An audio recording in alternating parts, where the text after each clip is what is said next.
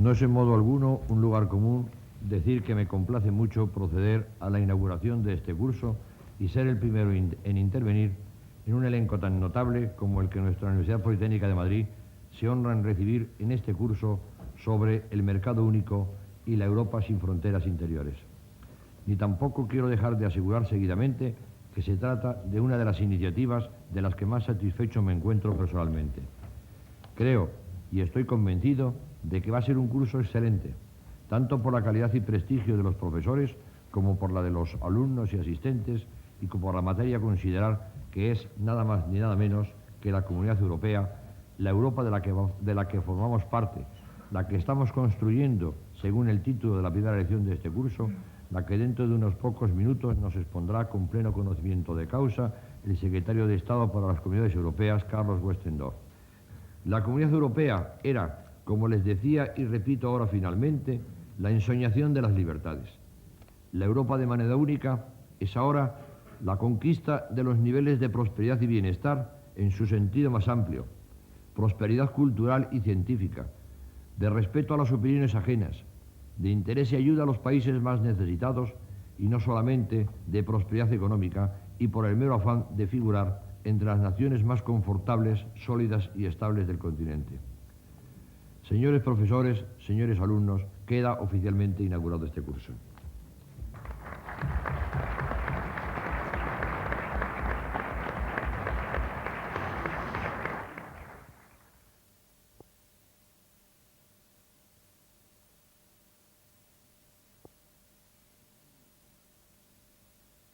Señor rector, señoras y señores, el futuro no existe, decía Karl Popper en su libro La sociedad abierta y sus enemigos, refiriéndose o luchando contra el determinismo que él consideraba excesivo determinismo marxista. Esta es una afirmación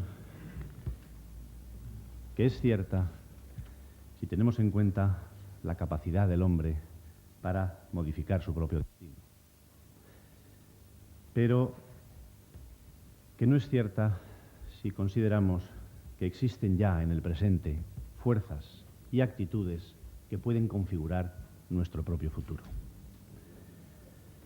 Por eso, la Europa que construimos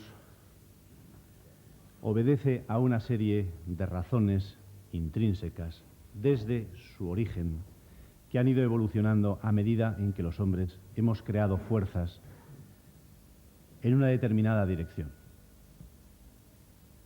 En sus orígenes, como ustedes saben, la Comunidad Europea responde a la terminación de una lucha fratricida entre pueblos hermanos, a una guerra civil, concretamente la que secularmente había enfrentado a Francia y Alemania, y responde también a la necesidad de reconstruir esa Europa laminada por esa guerra civil. Pero ya desde su origen, desde su fundación, en Europa, en la construcción europea, late una pugna soterrada. Una pugna entre los que desean compartir soberanía para alcanzar unas mayores cotas de bienestar y de libertad, los que desean poner en común su propia soberanía a través de unas instituciones comunes, son los llamados federalistas, los padres fundadores de la comunidad, los Adenauer, de Gasperi, Schuman, Jean Monnet, en definitiva. Y frente a estas tendencias, aquellos países, personas, regiones que piensan que la soberanía no debe compartirse y que el proceso de construcción europea debe hacerse a través de una no institucionalización del mismo, sino de una acción puramente intergubernamental, una acción de cooperación. Ya desde sus orígenes se perciben estas fuerzas.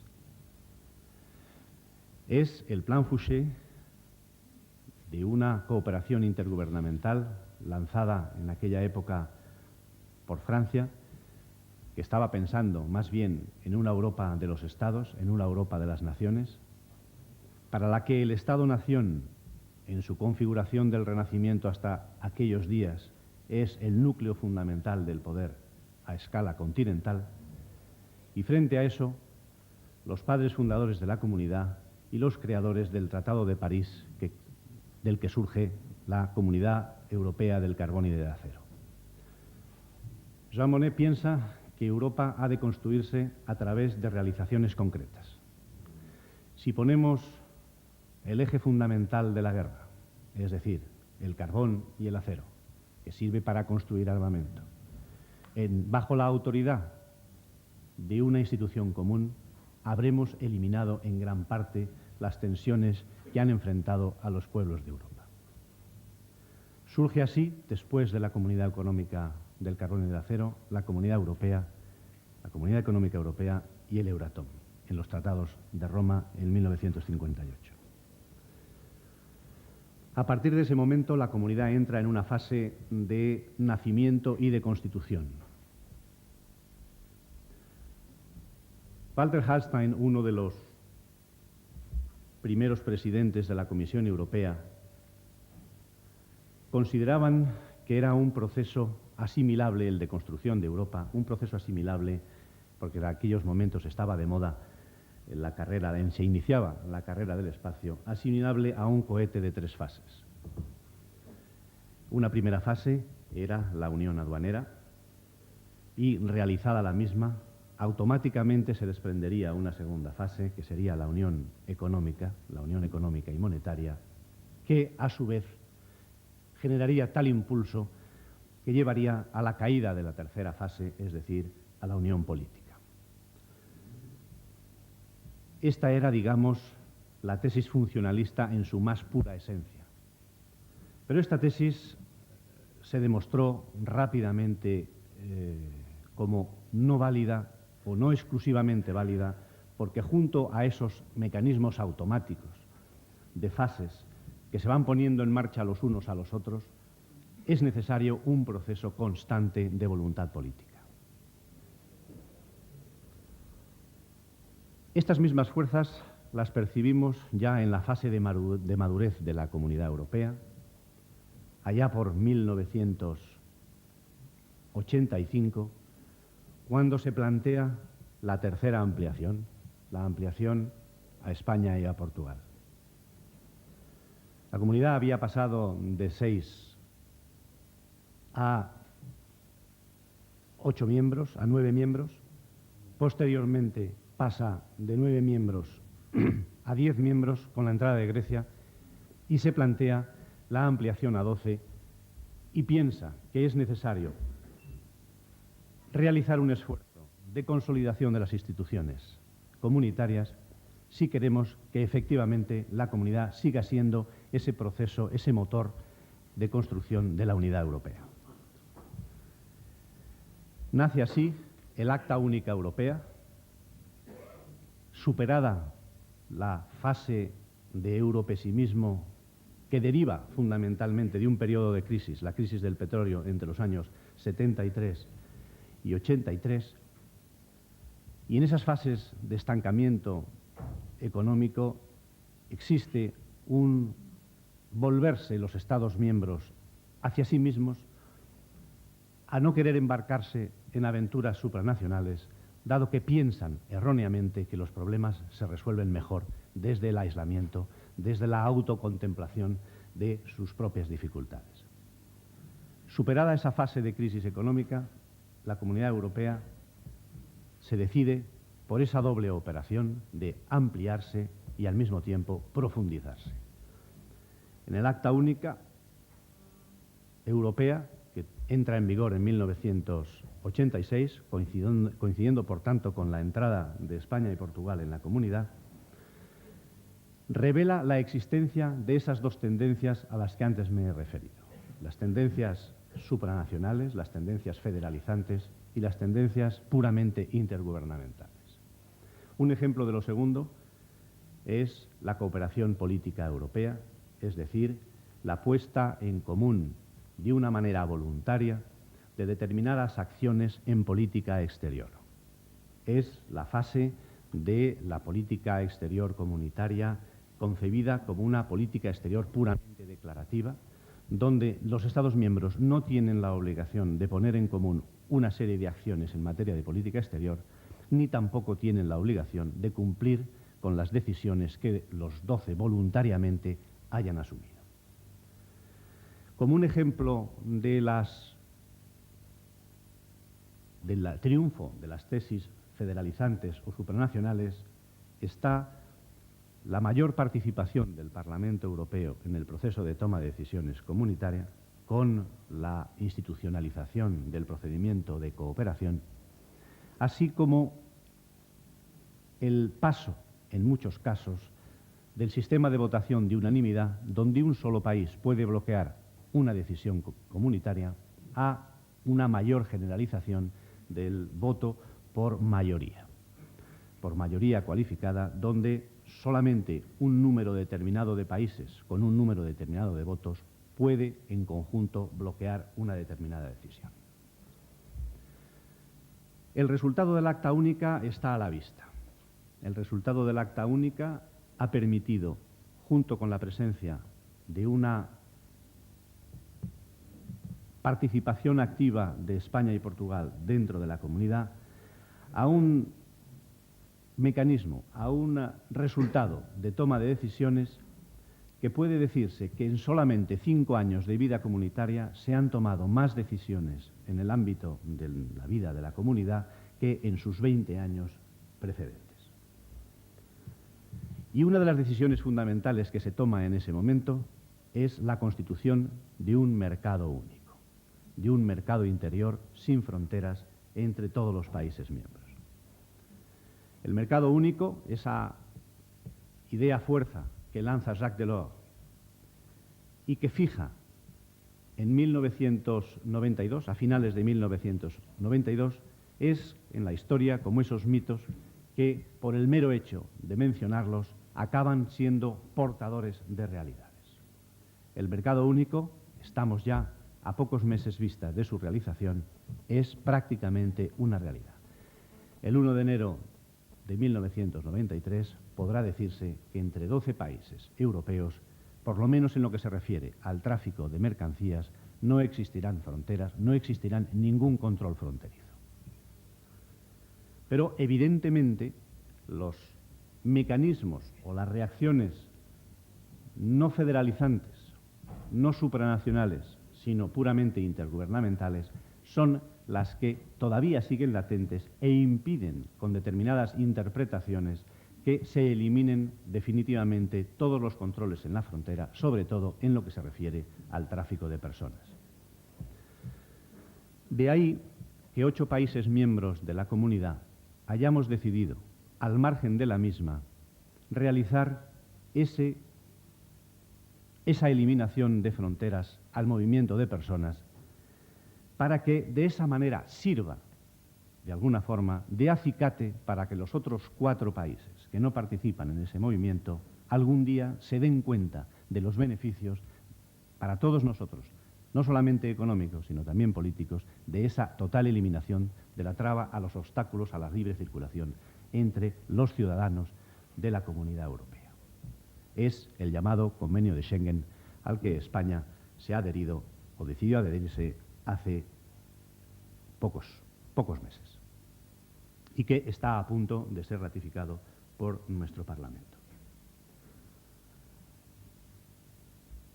El mercado interior, por lo tanto, suprime prácticamente todos los obstáculos a los intercambios de personas, bienes, servicios y capitales.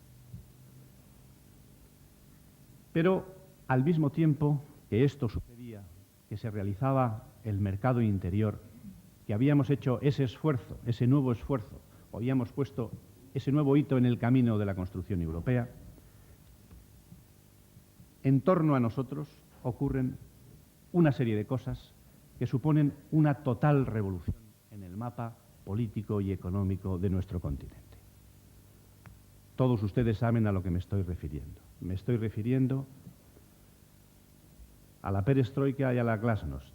Dos ideas fuerza, dos mitos que generan unas profundas transformaciones del mapa político firmado en Yalta y que nos deja, por así decirlo, en una situación de perplejidad ante lo que se nos avecina. Cae, por una parte, el muro de Berlín, que permite que una serie de países que estaban bajo la órbita del llamado socialismo real deseen formar parte de la órbita de las libertades, de la órbita occidental. Pero al mismo tiempo permite que la República Federal Alemana realice su sueño histórico, el sueño de la reunificación alemana. La reunificación alemana que se realiza, como ustedes han podido ver, con asombro, en poquísimos meses, y que con dificultades está ya siendo digerida por esa gran nación que es Alemania. Pero todos estos movimientos generan también, son en sí mismos positivos, generan unos factores de incertidumbre, unos factores de desestabilización, unos factores de riesgo potencial en nuestro continente. A esa situación es a la que responde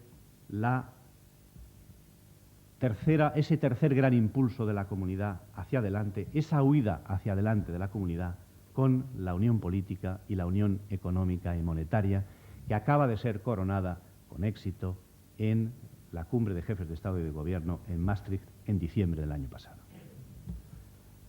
¿Por qué llega la comunidad a esa situación? Ya lo hemos visto. Se han producido una serie de elementos, de factores, y algunos de ellos son elementos de riesgo. El desmembramiento de la Unión Soviética y el nacimiento de una serie de nuevas repúblicas. El resurgir de los nacionalismos en Europa. El surgir de problemas balcánicos nos hacen pensar en situaciones que ya había vivido nuestro continente hace un siglo. Da la impresión de que la historia comienza a repetirse. La historia no se repite exactamente, pero la historia sí tiende a hacer aflorar, cuando desaparecen las causas que se lo estaba impidiendo, una serie de problemas que no habían sido resueltos. Y esos problemas que no habían sido resueltos son, entre otros, los nacionalismos en Europa, la balcanización y las luchas de influencias entre unos estados y otros dentro de la comunidad. Al mismo tiempo, nos dábamos cuenta que se había producido un conflicto fuera de las fronteras europeas, la guerra del Golfo, y que la comunidad aparece en esa crisis todavía dividida y sin capacidad de acción. Al mismo tiempo que esto sucede, nos damos cuenta que hay una serie de países en Europa, a los que Enrique Barón se refería como los países de la familia, que son los antiguos países de la Zona Europea de Libre Cambio, la EFTA, la organización, entre comillas, rival de la comunidad, que ante el éxito del desarrollo de la propia comunidad desean adherirse a la misma y presentan su solicitud de miembros de pleno derecho a la comunidad. Y no solamente los países de la EFTA, sino también algunos países mediterráneos, como son, por ejemplo, Turquía, Malta y Chipre. De manera que la comunidad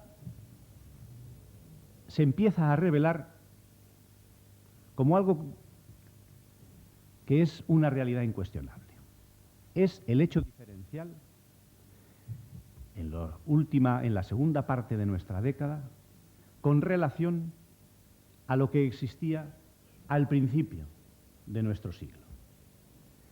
La Comunidad Europea es un factor de estabilidad en nuestro continente.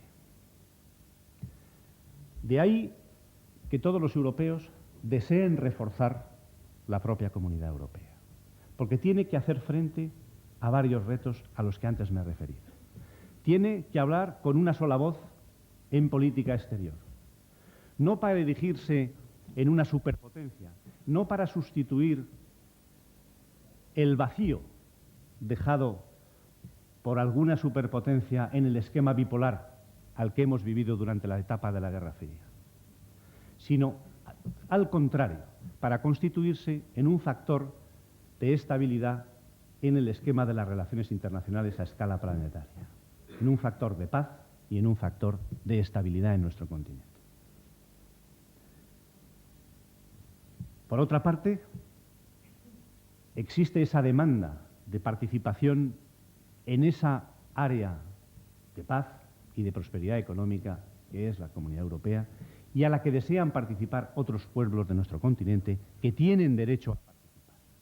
Para ello, obviamente, es necesario realizar de nuevo la operación de profundizar en las instituciones comunitarias antes de que podamos permitir una ampliación desordenada de la comunidad, un ingreso de nuevos miembros en la comunidad que pudiera poner en peligro la construcción que tantos años nos ha costado realizar. Es, una vez más, la vieja dicotomía entre profundización y ampliación. Pero, por otra parte, era necesario dotarse de unos esquemas de toma de decisiones en lo político y que la comunidad o los países que formamos parte de ella, con un mecanismo institucional, pudiéramos tener una política exterior y de seguridad común. Una política exterior que sea obligatoria en cuanto a la puesta en común de la misma, ex ante, y obligatoria ex post, es decir, obligatoria en las decisiones a las que ya hayamos llegado en común. Por otra parte, es necesario también que esa comunidad que constituye, que esa Unión Europea, como se llama a partir de Maastricht, que constituye de verdad un ente con vocación supranacional, pueda también disponer a largo plazo o a medio plazo de unos mecanismos de defensa colectivos. Ese mecanismo de defensa radica en la Unión de Europa Occidental, que es lo que se denominaría el pilar europeo de la Alianza Atlántica, porque todos consideramos que la Alianza Atlántica y la Unión Europea deben ser dos elementos compatibles y dos piezas fundamentales de nuestro sistema de seguridad colectiva. A esto han respondido, por lo tanto, los tratados de Maastricht en lo que se refiere a la unión política y a la unión económica y monetaria. Decía el ministro de Economía el otro día, Carlos Olchaga, que paradójicamente el mayor avance hacia la unión política lo ha dado Maastricht con la constitución de la Unión Económica y Monetaria. Y es paradójico, pero al mismo tiempo responde a ese mecanismo funcionalista al que antes he hecho referencia. En la comunidad existen esos servomecanismos que generan, por el mero hecho de realizar una etapa, generan asimismo nuevas expectativas de futuro. La Unión Económica y Monetaria supone ni más ni menos que contar entre todos los pueblos que forman parte de la comunidad de una moneda común. Y esa moneda común existirá en 1997 o como muy tarde en 1999. Y una moneda común supone muchas cosas. Supone, en primer lugar, que tengamos una economía común, que tengamos una misma política económica, con muy escasos márgenes de diferencia entre unos y otros. Y exige, al mismo tiempo, poner en común algo que hasta ahora ha sido el último reducto de las soberanías nacionales, que es la moneda. A partir de ahí es evidente que muchas fuerzas serán liberadas para tender en el futuro hacia una mayor integración entre los pueblos que forman parte de esa Unión Europea. ¿Cuáles son en estos momentos los desafíos con los que se encuentra esa Unión Europea? En estos momentos los desafíos son varios. En primer lugar, el principal es un sentimiento que pudiera generalizarse de que pudiéramos entrar en una fase de cierta recesión económica. Hay una serie de elementos de datos que así lo podrían hacer pensar. Ante esa situación, que ya empiezan a notar distintos países que forman parte de la comunidad, podría volver a repetirse la década, digamos, de europesimismo a la que vivimos, a la que nos acostumbramos a vivir en entre los años 73 y 83 en la comunidad. Como todo el mundo sabemos, en esa fase los países tienden a replegarse sobre sí mismos y la Ronda Uruguay, que es una magna reunión internacional con objeto de avanzar más en la liberalización de los intercambios, no solo de mercancías, sino también de bienes y servicios, a escala mundial, pueda verse perjudicada por esta sensación. Evidentemente, una vuelta o un regreso a los proteccionismos redundaría en perjuicio no solamente de todo el planeta, sino sobre todo de la Comunidad Europea, que es el primer socio comercial mundial.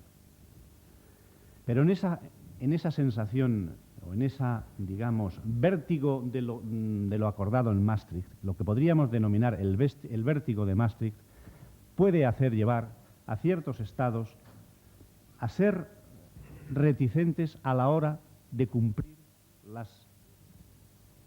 lo acordado en aquella ciudad holandesa.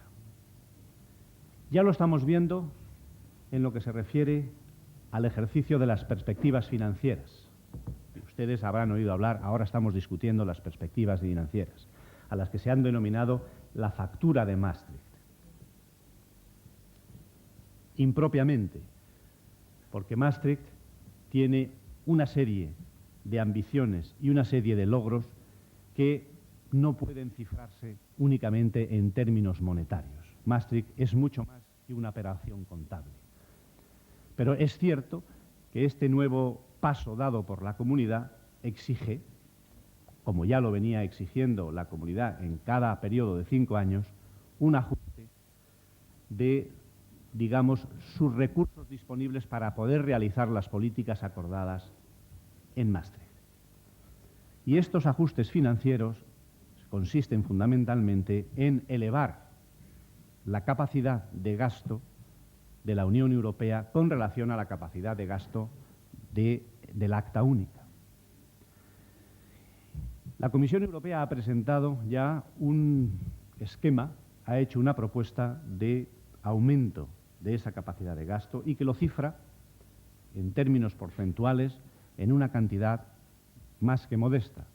Pasa del 1,2% del Producto Interior Bruto de todos los países comunitarios, que esos son, digamos, los recursos con que cuenta la comunidad, hasta el 1,37, es decir, 17 centésimas más, para realizar, digamos, la Unión Europea.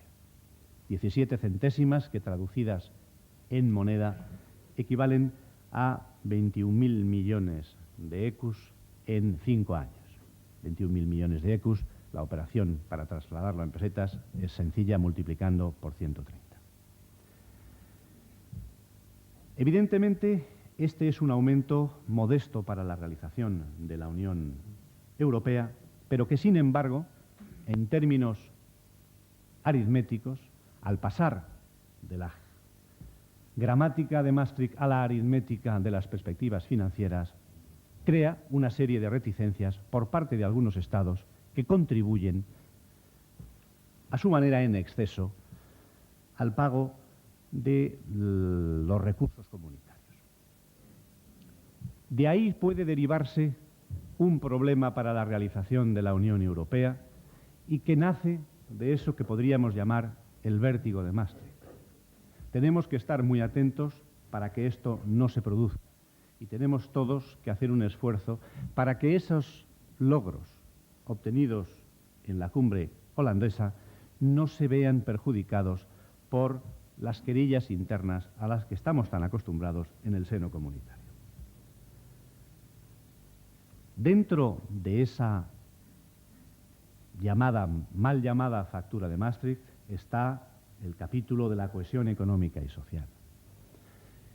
Todos estos conceptos los irán ustedes conociendo a lo largo del curso. Habrá oradores que específicamente les hable a ustedes de qué consiste cada uno de estos términos que constituyen la jerga comunitaria y que tan difícil nos hace la vida a los que tenemos que transmitir el mensaje europeísta, porque muchas veces los términos pueden ocultar realidades tan obvias como lo que significa la cohesión económica y social. Y no significa ni más ni menos que unos mecanismos de compensación para que aquellos países que están en una situación de inferioridad con relación a la riqueza, con relación a otros países, puedan ser ayudados en sus esfuerzos de convergencia real a través de una transferencia de fondos de los países más prósperos a los menos prósperos.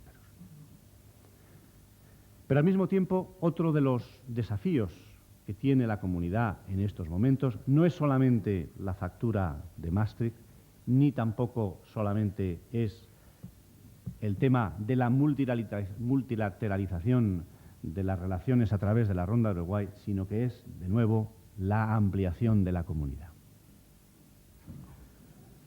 Enrique Barón ha dicho que hay países que han solicitado la ampliación, yo me he referido a ellos, la adhesión a la comunidad, pero entre ellos hay dos que están en condiciones ya de participar en este proceso y que son Suecia y Austria. Dentro de pocos días, nos han anunciado, tomará la decisión Finlandia.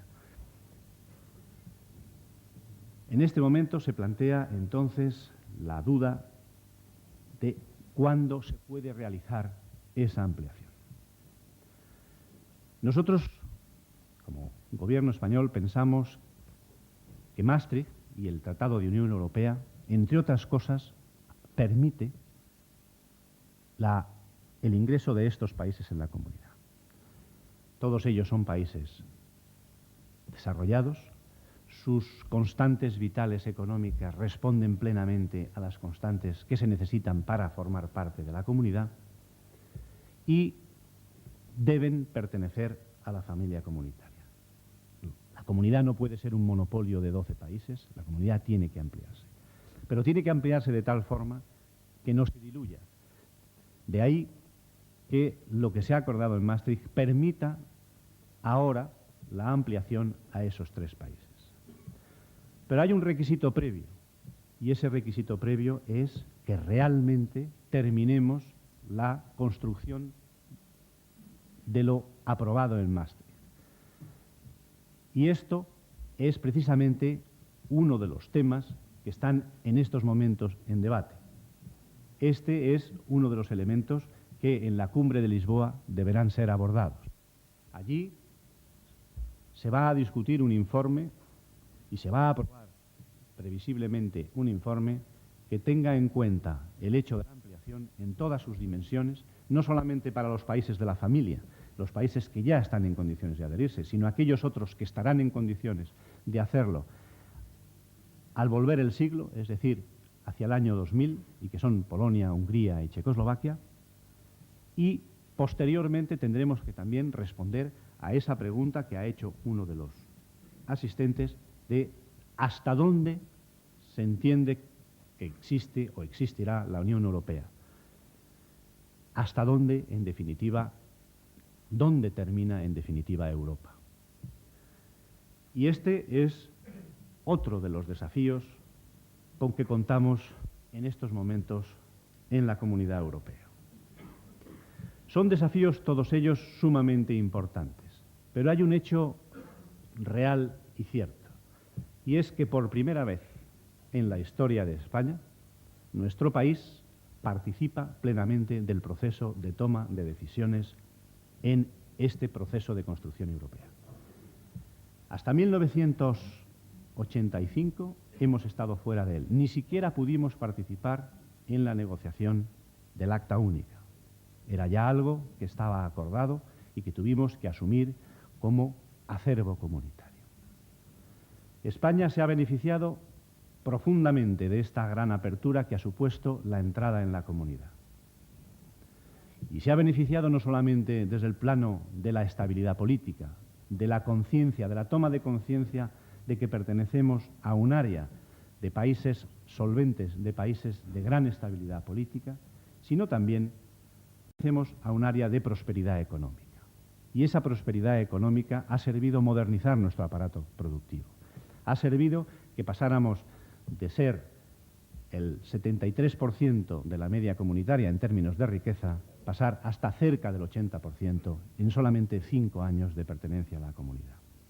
El gran desafío del mercado único, el gran desafío del mercado interior, que ha sido algo que algunos temían y que hacían pensar que íbamos a perder no sé cuántos cientos de miles de puestos de trabajo, no solamente no ha sido así, hemos recuperado un alto porcentaje de puestos de trabajo, sino que además ha permitido un salto hacia adelante de nuestra economía y ha permitido que crezcamos más que la media comunitaria. Pero el nuevo reto no es ya el mercado único. El mercado único lo tenemos dentro de nosotros.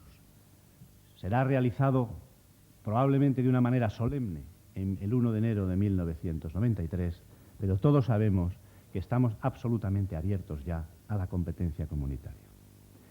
Y esta competencia, esta mayor competencia comunitaria, ha obligado a todos nosotros, a todos, sin excluir administración, gobierno, regiones autónomas, trabajadores y empresarios, a hacer un gran esfuerzo de adaptación a esta nueva situación. Pero el nuevo gran esfuerzo que hay que realizar está en torno a la fecha 1997. Es el esfuerzo por pertenecer a la Unión Económica y Monetaria. Porque la Unión Económica y Monetaria, como antes decíamos, es el gran objetivo para los próximos años que tiene la comunidad. La Unión Económica y Monetaria nos pone una serie de tareas, nos pone unos deberes que cumplir. Tendremos que realizar un examen en 1997, probablemente sería el examen de junio, y si suspendemos tendremos que hacer otro en 1999. Si queremos estar dentro de los países, dentro del club de países que van a pasar a la tercera fase de la Unión Monetaria y que van, por tanto, a tener una moneda única, tenemos que cumplir esas tareas.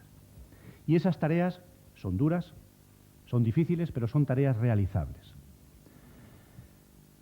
Son las tareas que ustedes todos conocen y que llevan a lo que se llama la convergencia nominal. Por convergencia nominal se entiende a que tengamos más o menos un 3% de déficit público, una deuda pública que no exceda del 60% del Producto Interior Bruto, unos tipos de interés a largo plazo que no excedan de la media de la comunidad y unas tasas de inflación que no excedan en 1,5 puntos por encima de la media de los 3 mejores, es decir, de la media de los 3 países que tengan un menor índice de inflación. Hoy tenemos ya una serie de... Estamos cerca o superamos con creces algunos de esos requisitos, como por ejemplo el de endeudamiento exterior. Estamos cerca, pero tenemos que acercarnos todavía más y hacer un esfuerzo en lo que se refiere al déficit público. Estamos con el 4,5% y tenemos que reducirlo al 3% o incluso por debajo de esa cifra. Y por otra parte, tenemos que reducir nuestra tasa de inflación, que está en torno al 5,9%, tenemos que reducirla al 3%. Esto es el futuro que nos espera en los próximos años, que requiere un gran esfuerzo, sin duda, que requiere un amplio plan de convergencia nominal, pero que al mismo tiempo tenemos que hacer un plan y un esfuerzo en la convergencia real. La convergencia real quiere decir, ni más ni menos, que vayamos reduciendo las distancias de bienestar y de riqueza que todavía nos separan de las economías centrales de la Comunidad Europea. Esto es un esfuerzo, pero no es un sacrificio. Un sacrificio es cuando dejamos algo en el camino, cuando tenemos que sacrificar algo. No se trata de sacrificar nada, se trata simplemente de esforzarse por conseguir unas metas que son, una vez alcanzadas, el definitivo anclaje de nuestro país en ese área de estabilidad política y en ese área de prosperidad económica que es la Unión Europea. Muchas gracias.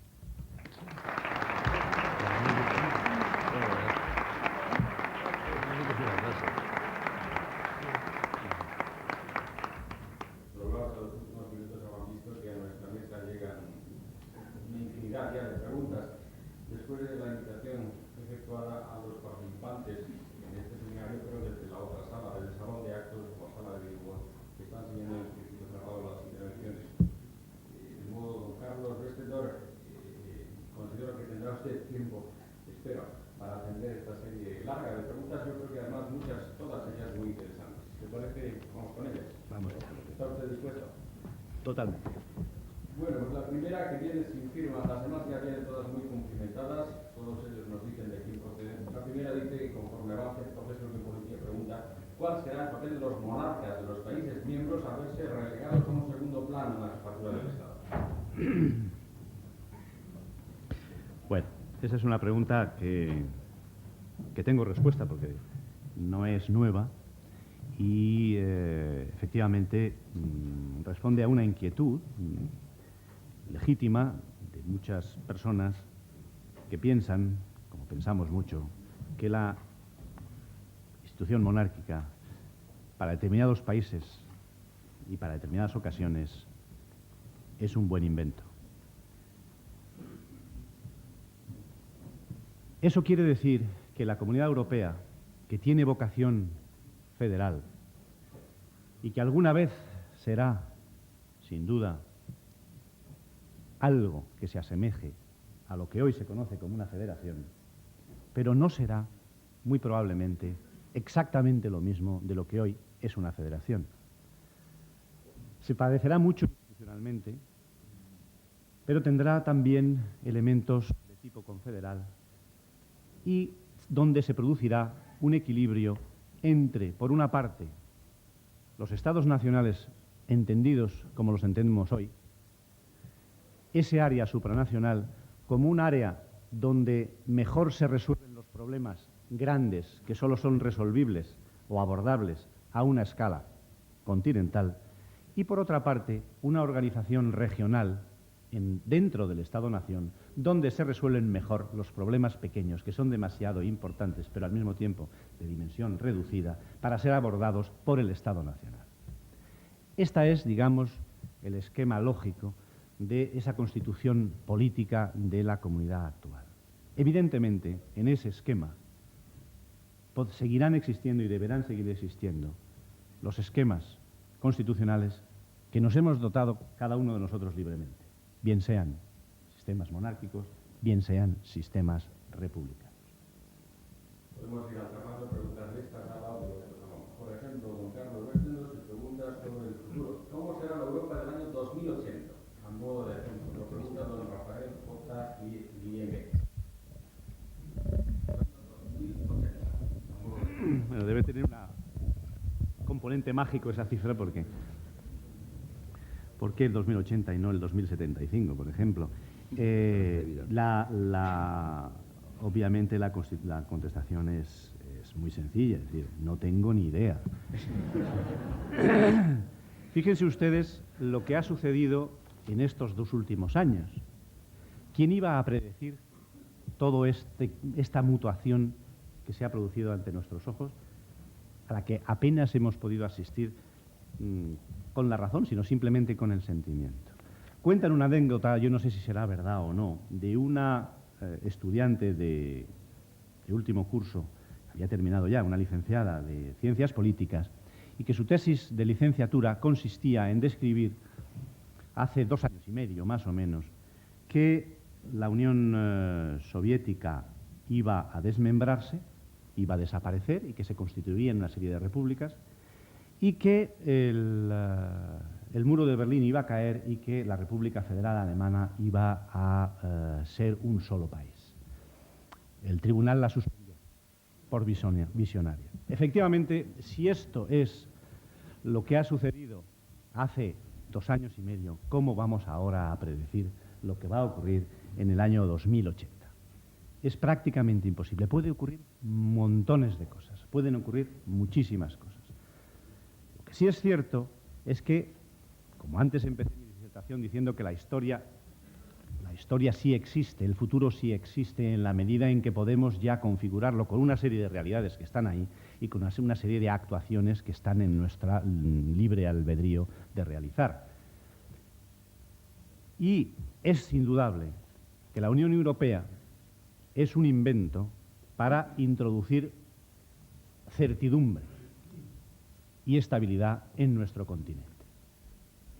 Tengan ustedes presentes que lo que ha sucedido de la ruptura del equilibrio bipolar tiene unas dimensiones gigantescas. Existían dos grandes superpotencias. Esas dos superpotencias estaban basadas en una competencia fundamentalmente militar y de terror, y existía también un gran polo económico, la Comunidad Europea, y un país como es el Japón, con un enorme potencial que ya es una realidad de tipo económico. De repente ese esquema se viene abajo y surge lo que se ha denominado una hegemonía decadente.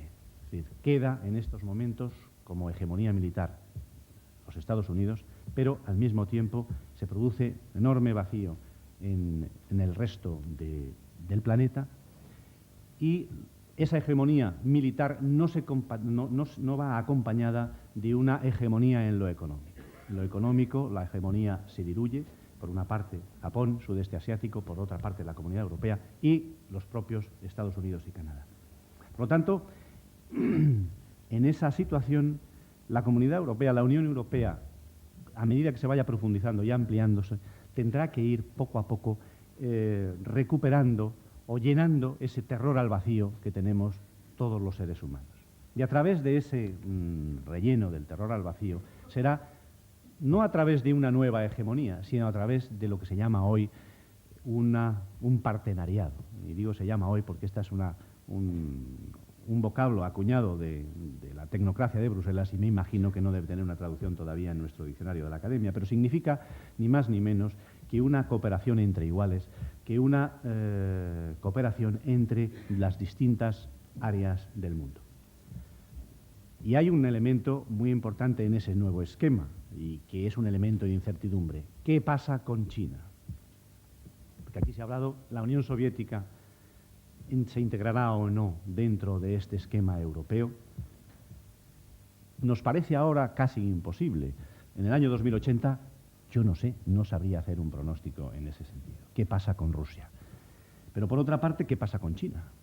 Es decir, China, al revés del aprendiz de brujo que ha jugado ese papel que le ha tocado jugar, trascendental e histórico, al presidente Gorbachev, al revés que él, quiere seguir un modelo diferente, sobre todo dándose cuenta del resultado que ha tenido en su país, y es mantener, digamos, su peculiar esquema político, la ausencia de libertades en lo político, liberalizando la economía.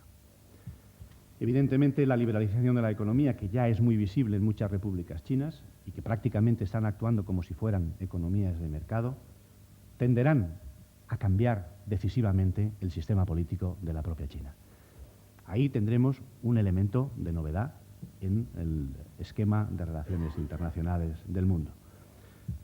Pero fíjense ustedes que todos tenemos siempre tendencia a hablar con el sempiterno eurocentrismo solamente de los países de prosperidad económica o los países de gran pujanza económica.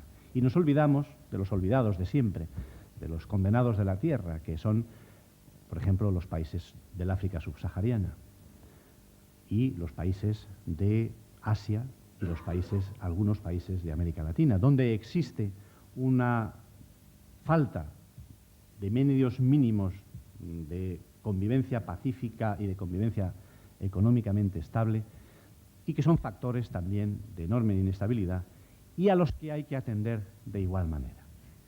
Por lo tanto, no pensemos que el panorama que hoy tenemos ante nosotros es un panorama cierto y un panorama de estabilidad. Es un panorama muy cambiante y que desde luego puede cambiar en muy pocos años. De manera que en el 2080 puede haber cambiado por lo menos 3 o 4 veces. Una pregunta ahora de esta sala. Por favor, al lado de aquella columna se ha levantado una mano. Adelante. Si le parece, mientras llega hasta allí el micrófono, don Carlos quiere responder 2 preguntas más de abajo. Las plantea don Agustín Bedia Ibarguren, de Euroappraisal Sociedad Anónima. Primera, ¿hasta cuándo va a permitir la Comunidad Europea una Europa 11+1? Y en segundo lugar, si no es este un importante factor de desestabilidad, dice don Agustín. Bueno, se refiere probablemente al 11+1, a esta solución, digamos, provisional. Yo entiendo que es provisional, transitoria, alcanzada en Maastricht en el capítulo social, donde 11 países estábamos de acuerdo en avanzar en este terreno y dotar a la comunidad de competencias en materia social. Y otro país, que es el Reino Unido, decidió no participar en él precisamente porque el Reino Unido es uno de los países que, por ser un gran país, un viejo país y un país de tradiciones democráticas muy arraigadas, del que legítimamente se sienten orgullosos los británicos, considera que es mejor vivir en cooperación, pero no en confusión institucional con los demás países europeos. Concretamente, en el tema social, es un país que piensa que su sistema es un sistema mejor, su sistema de desregulación de las normas laborales, aunque tienen unos mecanismos de protección propios, que no deben ser decididos desde Bruselas. Bien, nosotros pensamos que esto es una situación transitoria, lo mismo que va a ser transitorio, sin duda alguna, la no pertenencia del Reino Unido a la Unión Económica y Monetaria.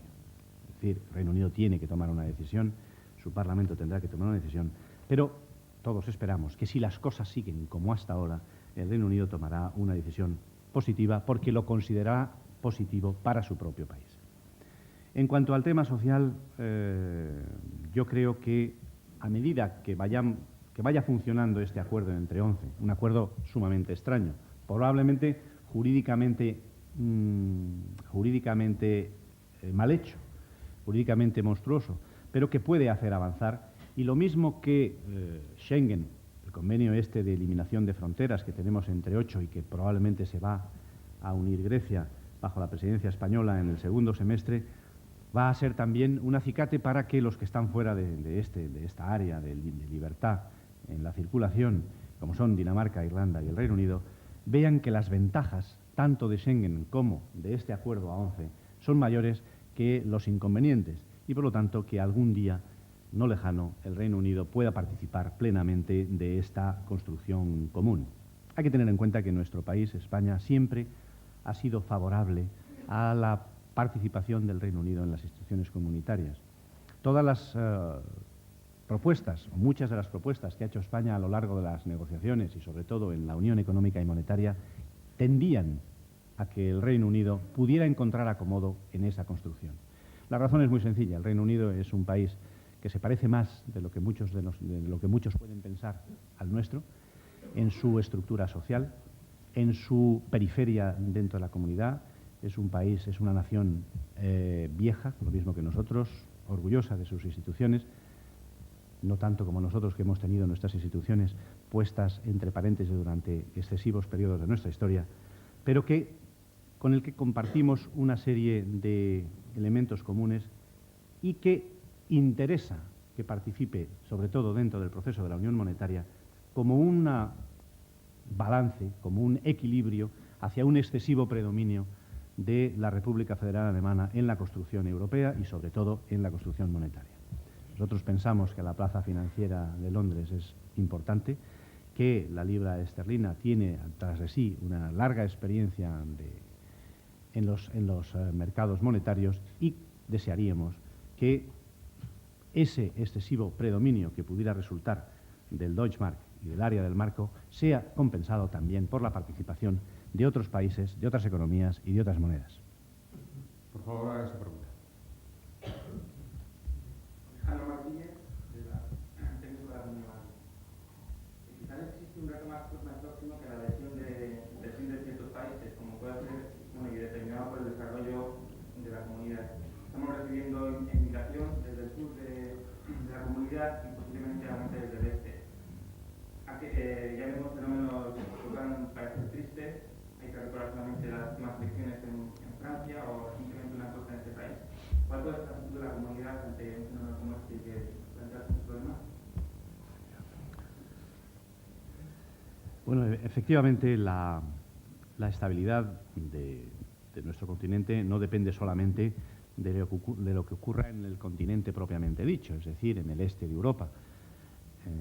A pesar de que algunos socios nuestros tengan dificultades en verlo así, depende también, muy sobre todo, de lo que pueda ocurrir en otros lugares, pero sobre todo en los lugares donde tenemos más cerca, y este es el norte de África. Hay que tener en cuenta que el norte de África está a 15 kilómetros de distancia de la comunidad, a través del estrecho de Gibraltar, que es una zona de gran crecimiento demográfico, donde existen problemas sociales y económicos de enorme envergadura no resueltos, y evidentemente tiene un factor potencial de desestabilización no solamente de la propia zona, sino de el continente europeo en su conjunto. De ahí que una de las mayores ambiciones de nuestro país, junto con algún otro dentro de la comunidad, es que exista el mismo tipo de interés y de atención y de preocupación hacia lo que ocurre en el Magreb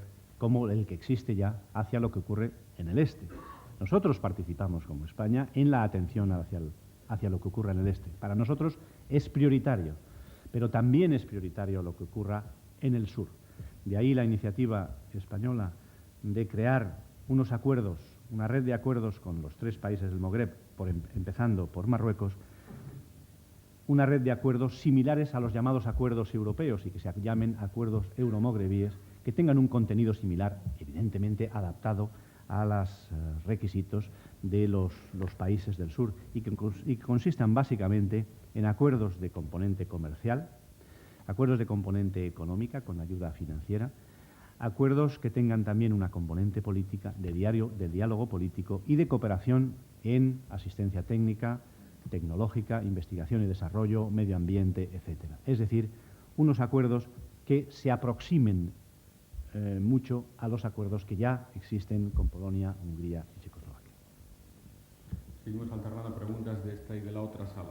Don José María López Almansa, alumno de la Escuela Técnica Superior de Ingenieros de Telecomunicación, pregunta si cree usted que se llegará a la creación de un Estado europeo en el más estricto sentido del término. Y insiste en la pregunta que ya antes había contestado usted, si cree, de ser así, ¿cuál sería el futuro papel de las monarquías de los países miembros? No, yo creo que está contestado, ¿no? Muy bien. Hay una pregunta en aquel lado. Sí, usted mismo. Julián Briz, catedrático de la Administración Agraria. Yo creo que todos somos un poco conscientes del optimismo que está llevando esta construcción del mercado europeo, un mercado único, pero también hasta qué punto esto no puede empañarse con un riesgo de endogamia dentro de Europa. Esto referencia concretamente al área del Magreb. Es decir, ¿cuál sería la situación, por ejemplo, con terceros países que son de la familia, en el caso, por ejemplo, iberoamericano? ¿Hasta qué punto hay posibilidades de tener una ACP, por ejemplo, con este continente que son, en ese sentido, familiares nuestros y que hasta ahora no se ha hecho mucha referencia aquí? Sí. Efectivamente, la atención que debe consagrar la comunidad a un área como la latinoamericana es inferior a lo que debería ser. Lo ha sido siempre, desde sus inicios, precisamente porque existía una carencia que era la presencia dentro de la comunidad de países como España y Portugal, que son mejores intérpretes de ese mundo que es Latinoamérica y que hasta el ingreso de España estaba concebido como un área donde podría asimilarse perfectamente a otras áreas del mundo donde los países que en aquel momento formaban parte de la comunidad habían sido, digamos, su esfera de influencia. Sin embargo, se olvidaba un elemento fundamental, y es que es la única zona del mundo donde han empezado a proliferar y cada vez más los sistemas de libertad. La comunidad como su propio fundamento, desgraciadamente no abunda en el mundo. Y afortunadamente, en cambio, en el área latinoamericana va habiendo cada vez menos excepciones, hasta el punto de que en estos momentos solamente pueda hablarse de la excepción de Cuba y coyunturalmente esperamos de la de Haití. De manera que, aunque solamente fuera por esto, sería un motivo fundamental para que la comunidad dedicara más atención a Iberoamérica, por ejemplo. Pero también es preciso saber que la estabilidad política de la zona, que hasta ahora era precaria, sobre todo en Centroamérica, pasa por una estabilidad económica. Esa doble toma de conciencia por parte de la comunidad, y en la que España y Portugal nos hemos esforzado en hacer ver a nuestros socios comunitarios, ha ido poco a poco concretándose en unas medidas de cooperación económica, comercial y financiera en la que Latinoamérica en general y Centroamérica en particular han recibido un mejor tratamiento cualitativa y cuantitativamente hablando que el que recibían en 1985. Hasta el punto de que, por ejemplo, están recibiendo ya un tratamiento de libre comercio los 3 países donde potencialmente son fuente de producción de droga, como Colombia, Ecuador o Perú, tratamiento de libre cambio en todas sus producciones, tratamiento que se ha extendido también a los países centroamericanos. Existe ya, por lo tanto, una amplia apertura de la comunidad a las exportaciones de esos países. Pero al mismo tiempo están recibiendo una ayuda económica que por primera vez está superando per cápita a la ayuda que reciben los países de la Convención de Lomé. Es decir, hoy en Centroamérica, cada centroamericano recibe más ayuda, 5 ecus y pico por cabeza, que los propios países de Lomé, tomados en su conjunto, que reciben una cifra ligeramente inferior. Esto no quiere decir que estemos satisfechos los españoles con esta ayuda que reciben, pero sin duda lo que sí hemos percibido en estos 5 o 6 años es una mucho mayor atención de la comunidad hacia Latinoamérica. Y lo mismo queremos hacer con el Magreb, y esa es la acción que hemos emprendido junto con otros países que tienen una mayor sensibilidad y dentro de la comunidad por la problemática del norte de África. Y evidentemente tendremos también que cooperar para una mayor atención, yo lo decía antes, para los olvidados del mundo, es decir, para los países del África, del Caribe y del Pacífico, que son los más pobres de la Tierra y que son un factor también potencial de riesgo en un mundo que quiere ser cada vez más solidario. Otra pregunta. Me gustaría conocer la opinión del señor Westerlo sobre la cuestión que se ha planteado de determinados medios jurídicos de si la ratificación por España del Tratado de la Unión Europea va a requerir, en relación con el problema puntual de la atribución del derecho de sufragio pasivo a los no nacionales españoles en las elecciones locales, va a requerir la reforma de la Constitución, o si esto, como entendemos otros sectores jurídicos, está resuelto anticipadamente por la fórmula del artículo 93 de la Constitución. Gracias. Sí, efectivamente ese problema existe no solamente en España, sino en otros países comunitarios, de ahí que se haya previsto 2 mecanismos en los acuerdos de Maastricht, en el sentido de decir, por una parte, que la modificación eventual de las constituciones debería hacerse antes de diciembre del 94, y por otra parte, en el caso de que esto no pudiera alcanzarse por alguna razón, también se prevé posibles excepciones por dificultades de un determinado país. Nosotros no pensamos que por parte española pueda haber dificultades ni en uno ni en otro sentido, que no tengamos que pedir ningún tipo de excepciones y que no tengamos que llegar hasta 1994 para resolver este problema. Efectivamente existe, como usted dice, 2 versiones. Como temas jurídicos, normalmente, gracias a ellos vivimos los abogados, existen, digamos, 2 puntos de vista contradictorios, los que dicen que sí, los que dicen que no, y algunos que dicen que sí puede. Pero lo que está claro es que hay 2 tendencias, ambas legítimas, que piensan que unos que piensan que es necesario modificar la Constitución, u otros que piensan que bastaría con la ley orgánica de autorización a la ratificación del artículo 93 a que usted se ha referido. Bien, precisamente para obviar cualquier tipo de dudas o cualquier tipo de incidentes en el futuro, es por lo que el Gobierno ha pensado y ha decidido hacer una consulta previa al Tribunal Constitucional con objeto de que sea el propio Tribunal Constitucional el que nos indique el mejor camino a seguir para resolver este problema. Don Alberto Quintana López, estudiante de Ingeniería Aeronáutica, plantea en primer lugar una afirmación. Dice que ya que en Estados Unidos están seriamente preocupados por la unificación europea como posible competidor económico, Y luego pregunta, ¿existe algún paralelismo entre la construcción de la Unión Europea como conjunto de estados federativos y la construcción y estructura política de Estados Unidos? Bueno, efectivamente la relación transatlántica es absolutamente fundamental. Ten en cuenta que con Estados Unidos se comparten en Europa una serie de elementos comunes, de valores comunes, y que el acercamiento, o digamos, la eliminación de cualquier tipo de fricción entre una y otro lado del Atlántico es vital para la estabilidad de nuestro continente.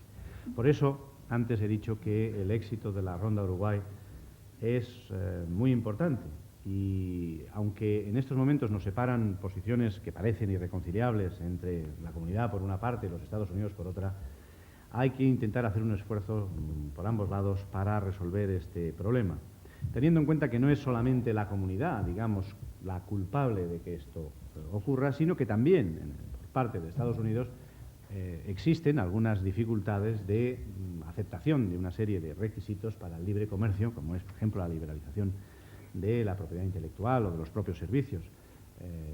Es decir, un banco europeo establecerse en Estados Unidos es poco menos que una hazaña histórica. De manera que no se trata solamente de hacer arreglos o retoques en nuestra política agrícola común, sino que se trata también de que Estados Unidos tengan en cuenta, y también otros países como que están teóricamente abiertos, pero prácticamente muy cerrados al comercio mundial y sobre todo a la libre circulación de servicios, como puede ser también el Japón. Es decir, que por parte de todos es necesario hacer un esfuerzo de liberalizar las relaciones internacionales con objeto de crear un espacio mundial mucho más fluido.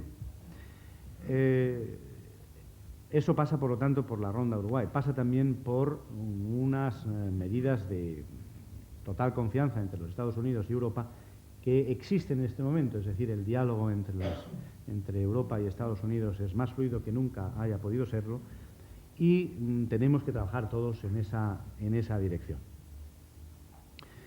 En cuanto a los métodos, yo creo que los métodos de cooperación política con Estados Unidos están funcionando bien. Posiblemente podrían profundizarse, y ya hemos notado que en muchos tipos de actuaciones o de conflictos, como el caso de Yugoslavia, la comunidad y Estados Unidos, o digamos algunos países de la comunidad y Estados Unidos, hemos tenido una enorme similitud de puntos de vista. Incluso más similitud de puntos de vista entre algunos países y Estados Unidos que entre los propios países comunitarios, entre nosotros mismos. Por ejemplo, en el caso de Yugoslavia, todos es conocido que la República Federal Alemana deseaba un reconocimiento muy rápido y prematuro de Eslovenia y de Croacia, mientras que otros pensábamos que teníamos que agotar todos los instrumentos necesarios, como la conferencia de paz que nosotros mismos habíamos montado, antes de proceder a un reconocimiento prematuro. Pues bien, al final, como todo ocurre en la comunidad, ha sido, digamos, de esa dialéctica de oposiciones distintas, por la cual hemos llegado a la solución menos mala. Yo no diría a la mejor, sino a la menos mala, que ha sido la que ustedes conocen en este momento, donde existe un despliegue de cascos azules en Yugoslavia, donde se ha detenido, de momento, la sangría de vidas humanas que se estaba produciendo en aquel país europeo, y donde seguirán, evidentemente, grandes tensiones, pero ya por lo menos hemos evitado lo peor, que era una guerra civil. Una pregunta también de la tercera fila, efectivamente, esta señora. No sé si tiene usted tiempo, don Carlos, todavía para atender 2 o 3 más. Sí, sí. Sí. Haga usted su pregunta, por favor.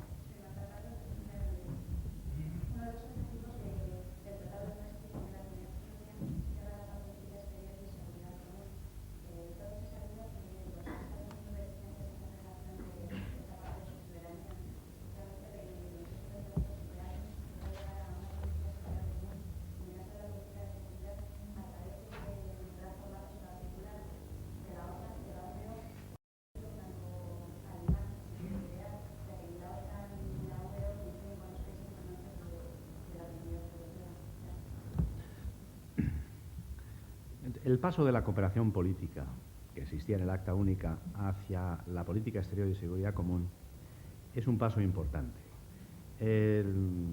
Sigue estando teñido esto último, decir, la política exterior, de elementos de intergubernamentabilidad, es decir, de resistencias a poner soberanía en común, y menos en una materia tan sensible como es la política exterior, y menos aún por un país que tiene una tradición y unos resultados muy importantes en materia de relaciones exteriores, como es el Reino Unido. Pero los elementos diferenciadores son muy claros.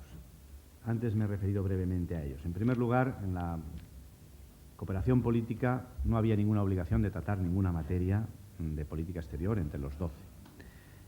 En segundo lugar, una vez que se ponía en, digamos, se llegaba a un acuerdo, ese acuerdo normalmente se basaba en una simple declaración y un poco en acciones, no se traducía en acciones comunes. Y por último, no siempre se cumplían las decisiones que habíamos tomado entre los 12. Y al mismo tiempo, finalmente, no se trataba de una manera institucional en el Consejo de Ministros, sino que se recurría a la ficción de tratarlo por los ministros de los 12 reunidos en el Consejo. Se empezó ni siquiera reuniéndose el mismo día del Consejo ni en la misma ciudad, sino que se reunía en otra ciudad de la comunidad para demostrar que no era un ejercicio comunitario. Bueno, todo esto, con la política exterior común, desaparece y ya hay obligatoriedad ex ante, obligatoriedad ex post, lo trata el Consejo de Ministros, se refuerza la Secretaría de la Política Exterior y se crea una figura que son las acciones comunes, donde por unanimidad podemos decidir aquellas materias que podrían ser objeto de voto por mayoría cualificada. Es decir, se introduce la posibilidad, caso a caso, de materias que puedan ser adoptadas por mayoría cualificada. Esto es una revolución en el ámbito de las relaciones internacionales, donde cada país deseaba mantener el derecho de veto. En el terreno de la defensa, que es un objetivo más que una realidad, es un objetivo marcado en el tratado, se realiza conforme a dos premisas fundamentales. En primer lugar, en el ámbito de la compatibilidad con la Alianza Atlántica. Es decir, la Alianza Atlántica, aunque está siendo revisada y tiene que ser objeto de revisión porque ya, digamos, los fundamentos básicos de la misma se han alterado profundamente, pero donde todavía existen amenazas residuales o potenciales y donde la Alianza Atlántica compromete a una serie de países en la defensa de Europa, como son países muy importantes, como son Canadá o Estados Unidos, debemos hacerla compatible con esa futura defensa europea. Entonces, en el ínterin, ¿con qué contamos? En el ínterin contamos, evidentemente, con la Unión de Europa Occidental, donde existe un artículo, el artículo 5, de asistencia mutua ante una agresión a cualquiera de los miembros de ese organismo, que habrá de irse poco a poco dotando de unos mecanismos defensivos. Hoy es simplemente un foro de discusión de tipo de seguridad política, pero no cuenta todavía con un dispositivo de defensa propio. Tendrá que irse dotando poco a poco de ese dispositivo de defensa propio, que será, el embrión puede ser el ejército franco-alemán, el embrión puede ser unas unidades de intervención rápida como sostienen otros países. Pero la UEO, no hay que olvidar, tiene solamente 9 países dentro de los 12 que estamos en la comunidad. De manera que lo que será necesario es que poco a poco se vayan integrando en la UEO todos los países comunitarios. Y en el momento en que eso se produzca, habrá una coincidencia, digamos, como se decía antes en teología, una unión hipostática entre la comunidad, los 12, y la Unión de Europa Occidental. Y en ese momento tendremos ya, digamos, un organismo de defensa europea, que siempre será un organismo compatible con la Alianza Atlántica y que además será, por así decirlo, el pilar europeo de esa Alianza Atlántica. Es decir, hablaremos con una sola voz dentro de la Alianza Atlántica y no en orden disperso, como se ha producido en algunos casos. Sí, querría hacer una repregunta.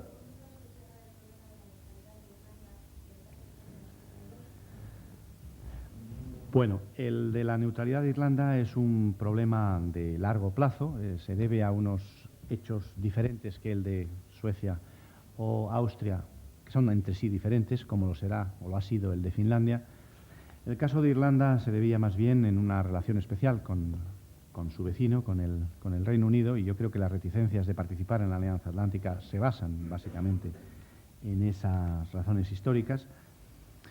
Y el tema de Irlanda es un tema que ya estaba, digamos, considerado como una excepción, pero una excepción evolutiva dentro de la comunidad. Es decir, que poco a poco, a medida en que los escenarios de enfrentamientos o los escenarios defensivos vayan cambiando, y no se trata ya de entrar en alianzas contra alguien, sino de entrar en mecanismos de seguridad colectivos, es muy posible que Irlanda vaya evolucionando, como de hecho lo ha aceptado ya en el Tratado de Maastricht. Los otros temas se van a resolver también sin condicionamientos previos, sin lo que se llama en la jerga comunitaria sin préalable, de Austria y de Suecia. Es decir, Austria y Suecia tienen que saber que cuando entren en la comunidad tienen que aceptar el acervo comunitario tal y como está, y por lo tanto tienen que aceptar el artículo que dice que la comunidad tiene un mecanismo de seguridad común y la posibilidad de tener una defensa común en el futuro. Tiene que aceptar ese objetivo y no tiene que, por lo tanto, después que hacer ninguna actuación que le aparte, digamos, o que nos aparte de ese objetivo. Es la manera como se debe resolver este problema. De todas formas, ese es un problema, como digo, el problema de las neutralidades de esos tres países que obedecen a situaciones del pasado y que en el mundo cambiante en el que estamos viviendo, todas esas razones han perdido ya su fundamento. Lo que pasa es que todavía las psicologías colectivas de esos pueblos tienen unas reticencias para participar en esas empresas de seguridad colectiva, pero yo estoy convencido, estamos convencidos de que poco a poco esas dificultades irán desapareciendo. Estamos ya pensando en levantar esta sesión y tomar un café, don Carlos, y le da oportunidad todavía para contestar una pregunta más, una solicitud que le hace doña Ángeles López del Ministerio de Obras Públicas y Transportes. Será ya la última. ¿Puede aclarar con más detalle el alcance y la repercusión, así como el carácter vinculante para los Estados comunitarios del Acuerdo de Schengen?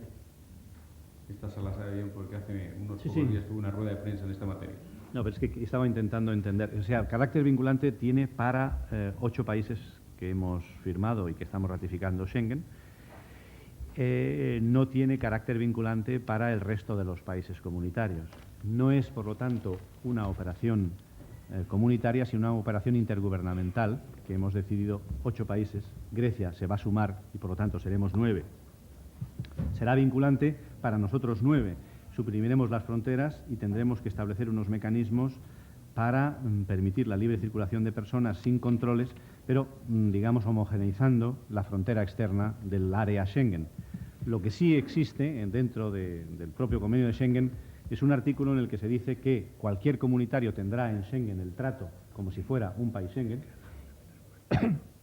y que actuaremos siempre perdón, con el respeto del artículo 8A, es decir, en la interpretación comunitaria del 8A, salvo la que le da Dinamarca o el Reino Unido, es que se deben suprimir las fronteras interiores y, por lo tanto, nosotros pensamos y decimos en Schengen que nos integraremos o tenemos vocación a integrarnos dentro del área comunitaria. Por lo tanto, Schengen no es más que otra cosa que es una manifestación de voluntad de 9 países de eliminar las fronteras entre ellos y al mismo tiempo de hacer que los otros, de convencer con el buen funcionamiento de ese área, de convencer a los 3 países que quedan fuera de las ventajas de pertenecer a ese área. Muchas gracias, señor Westendorf. Muy agradecidos por su participación en este coloquio, en este amplio coloquio. Gracias. Magnífico, de verdad. Muy bien, Navidad, te han agotado,